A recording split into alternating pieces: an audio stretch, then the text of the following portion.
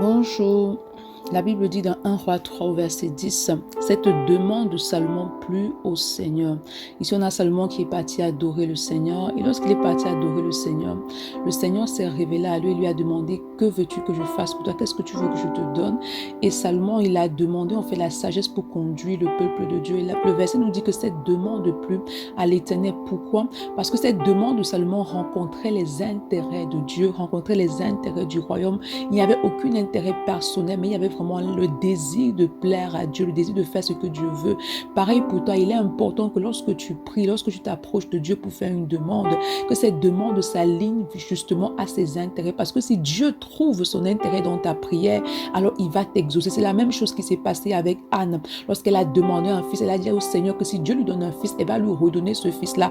Dieu a trouvé son intérêt dans cette prière parce qu'il cherchait justement un prophète pour Israël et lui a accordé ce qu'elle demandait. Donc lorsque tu vas dans la présence de Dieu, il est important que tu alignes ta demande justement à ce qui agrée le cœur de Dieu, à la parole de Dieu et aux intérêts de Dieu par rapport à ta marche. Il est important, c'est pourquoi la Bible dit recherchez d'abord le royaume des cieux, sa justice, et toute chose vous sera donnée en plus. C'est la raison pour laquelle il a comblé Salomon. Donc dès lors que tu cherches d'abord le royaume des cieux, tu cherches l'intérêt de Dieu dans tout ce que tu fais, alors il va se glorifier.